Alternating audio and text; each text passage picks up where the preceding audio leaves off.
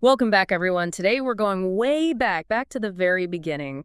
We're diving into the creation of Arda and the origin of the elves using the Quenta Silmarillion as our guide. Ah, yes, the Elvish book of Genesis. Exactly, and we're going to uncover, well, all kinds of things, like why the elves love starlight, Oh, that's a good. the surprising connection between dwarves and trees, Oh, that's interesting. and, well, the dark secret behind the orcs' origins. It's more than just a creation myth. Tolkien gives us, well, this glimpse into the prehistory of his world, complete with cosmic battles and beings of immense power, just shaping reality itself. It all begins with a war.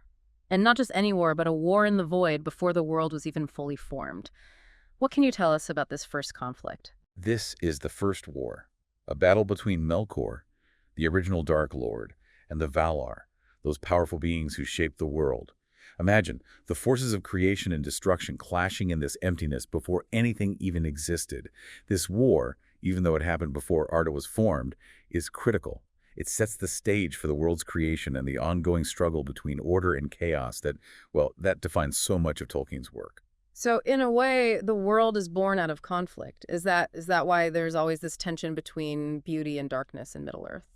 And we can't forget Tulkas the Strong. His laughter, it filled Arda, and it was said to have driven Melkor away. What does his arrival tell us about how Tolkien views strength and joy? Tulkas represents that active force of creation, the raw power needed to, well, combat the darkness. But notice, he's not just strong, he's joyful. His laughter echoes throughout the world.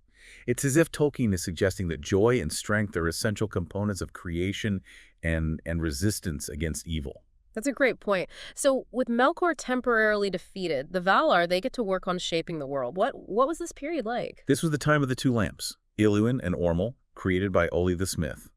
They illuminated Middle-earth, bathing the world in a constant, brilliant light. It was a time of incredible beauty and peace where the Valar worked together to bring forth life and order. Yavanna, the giver of fruits, filled the land with plants and trees. It's easy to imagine this era as a kind of paradise, a golden age before the shadows returned. And return they did. Melkor, of course, can't stand to see this beauty and peace flourish. What does he do to disrupt this harmony? Driven by jealousy and hatred, Melkor returns. And he builds the fortress of Utumno. He corrupts creatures, twists the landscapes, and eventually destroys the two lamps, plunging the world into darkness. These actions, well, they have a cataclysmic effect. They cause earthquakes and floods, permanently changing the geography of Middle-earth. Tolkien really emphasizes the destructive power of Melkor, contrasting it with the creative power of the Valar. It's amazing to think that the world we see in The Lord of the Rings, with its mountains and valleys and coastlines, is a result of these ancient conflicts. It adds a whole new layer to exploring those landscapes. Absolutely. Middle-earth is scarred by these ancient battles. A reminder that even in a world of beauty and wonder, darkness always leaves its mark. So what do the Valar do in the face of this destruction? Do they just give up? They retreat. Unable to fully subdue Melkor, the Valar decide to withdraw to the land of Aman in the west. They create the blessed realm of Valinor, a hidden haven of light and beauty, where they build the city of Valmor.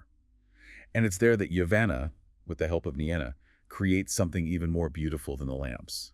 The two trees of Valinor. Ah, the two trees. They're more than just trees, right? They represent something deeper in Tolkien's world. Exactly. They represent the ultimate expression of beauty and life. Their light is said to have been, unlike anything seen before, a source of incredible magic and vitality. They become a symbol of Valinor itself, a beacon of hope in a world threatened by darkness. And it's in Valinor, this paradise, that the dwarves come into being, right? It seems a little ironic given their association with the earth and stone. It is. Oli the Smith, known for his mastery of metalwork, becomes impatient for pupils. He longs to share his knowledge and skill, so he creates the dwarves in secret. He wants to shape and teach them, to imbue them with his passion for creation. But his actions have unintended consequences. Because Iluvatar, the supreme being, steps in, right? He declares that the dwarves cannot awaken before his firstborn children, the elves. Precisely. It's a reminder that even the Valar, these powerful beings, are subject to a higher authority. They cannot simply create life as they please. Oli, filled with remorse, offers to destroy his creation, but Iluvatar shows mercy and puts the dwarves to sleep in hidden places, awaiting their appointed time. And speaking of creation and longing, we have to talk about Yavanna's fear. Yes, with the coming of the elves, the children of Iluvatar, Yavanna fears for the fate of her creations, the plants and animals of Middle-earth. She worries about the potential for destruction that these new beings might bring. And this fear leads to another act of creation, doesn't it? It does. Manwë, the king of the Valar, comforts Yavanna, revealing that Iluvatar foresaw her concerns and has already provided for them. He awakens spirits to protect her works on the eagles, majestic creatures who will forever guard the natural world. It's almost as if Tolkien is saying that creation is a delicate balance. You have the impulse to create, but you also need to protect and nurture what you've created. That's a very astute observation. Yavanna's fear highlights the interconnectedness of creation and the need for guardians, for forces that will defend the beauty and balance of the natural world. And all of this happens before the elves even awaken, right? What can you tell us about their arrival in Arda? Under the newly created starlight of Varda, the elves awaken beside the lake of Cuiviénen. They are the firstborn of Iluvatar, and their love of starlight stems from witnessing it in their first moments of consciousness. Imagine a world lit by starlight, the first thing they see, shaping their very essence. It's a beautiful image, and it speaks to the elves' deep connection to the natural world, especially the stars.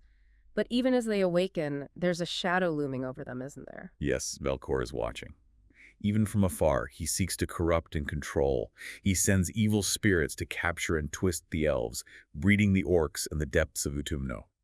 This act, turning Iluvatar's creations into instruments of hate, is considered his most vile deed. So even in their first moments, the elves face the threat of darkness. It's a reminder that in Tolkien's world, good and evil are always intertwined. And this is where our story takes another turn. Oromi, the hunter, riding through Middle-earth, stumbles upon the elves and is captivated by their beauty. Tell us about the war for the sake of the elves. The Valar wage war on Melkor once again.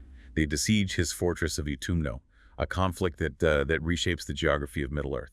Imagine the scale of these battles, the power of the Valar unleashed against the forces of darkness. It must have been an incredible sight, but even with Melkor defeated, his influence continues to linger, doesn't it? What happens to him after this war? Melkor is captured and brought to Valinor for judgment. Tolkis, the strongest of the Valar, binds him with the chain Enginur, a powerful symbol of restraint. He's imprisoned in the halls of Manjos, seemingly ending his reign of terror. But as we know, evil is rarely so easily defeated. Are there any lasting consequences from Melkor's actions? Unfortunately, yes. Despite their victory, the Valar don't find all of Melkor's hidden strongholds. Many of his servants escape, fleeing into the darkness to await their chance to rise again. And among those who escape is Sauron, Melkor's most cunning lieutenant. So the Valar invite the elves to Valinor, a decision that sets in motion a whole new chapter in their history. What happens next? The offer to go to Valinor, while seemingly a gesture of kindness, actually creates this deep division among the elves. It becomes a defining moment, forcing them to choose between their newfound independence and the allure of a protected paradise. So it's not a simple invitation. It's a decision that will have lasting consequences for them. What were the main arguments on each side? Some elves, known as the Avari, choose to remain in Middle-earth. They value the freedom they found, their connection to the stars and the lands where they awoke. They prefer the mystery and wonder of the unknown to the security of Valinor. It's an interesting choice. They're essentially rejecting paradise. The Avari are not swayed by promises of safety or bliss. They choose to forge their own destiny, to remain connected to the land of their birth. And those who choose to follow the call of the Valar, They become known as the Eldar. They're drawn to the promise of Valinor, a land of light and beauty, free from the shadow of Melkor. The journey itself is, epic. A migration across vast and uncharted lands. So even the Eldar, those who decide to go to Valinor, face their own challenges and divisions. What were some of the difficulties they encountered on the great journey? The journey to Valinor was fraught with peril. The elves had to cross mountains, navigate treacherous forests, and contend with the remnants of Melkor's evil that still lingered in Middle-earth. The Eldar were divided into three kindreds: the Vanir, the Noldor, and the Teleri, each with their own pace and challenges. And some of them never even make it to Valinor, right? Exactly. The Nandor, for example, led by Lenwë, are captivated by the beauty of the lands they pass through and choose to settle in Middle-earth. They become a people apart, known for their close connection to nature and their skill as woodsmen. Even within this grand narrative of the great journey, There are these smaller stories of individual choice and the search for meaning. What happens to those who remained behind? Those who, well, those who chose not to follow the call west. Middle-earth, during this time, is still a world of starlight. The sun and moon, they haven't been created yet. Imagine the vastness of the night sky, of ancient forests and towering mountains. It sounds, well, breathtaking. But wasn't there still danger lurking in Middle-earth even with Melkor imprisoned? Oh, yeah. Yeah, the shadow of Melkor's evil hadn't completely vanished. The creatures he corrupted still roamed the lands, and the whispers of his darkness could be felt in the deep places of the world. So those elves who remained in Middle-earth, like the Avari and the Nandor, they face this very different reality than their kin in Valinor. They did. They chose a life of freedom and independence, but it was also a life of, well, constant vigilance, a balance between appreciating the beauty of the world and facing the ever-present threat of darkness. And as those elves who embarked on the great journey, well, they continued westward, and they eventually reached the westernmost land of Middle-earth, Beleriand. What was so special about this region? Beleriand was a coastal land, bordered by the Blue Mountains to the east and the Great Sea to the west. It was this land of forests, rivers, and rolling hills, a place of both wonder and peril. It would become the stage for some of the most epic tales in Elven history. It sounds like a place where destinies are forged, a land caught between the fading light of the stars and the promise of a new dawn. That's a beautiful way to put it. Beleriand was this land of transition, a place where the elves faced crucial choices that would shape their future and the fate of Middle-earth. And it was in Beleriand that the elves first beheld the Great Sea, right? What impact did this encounter have on them?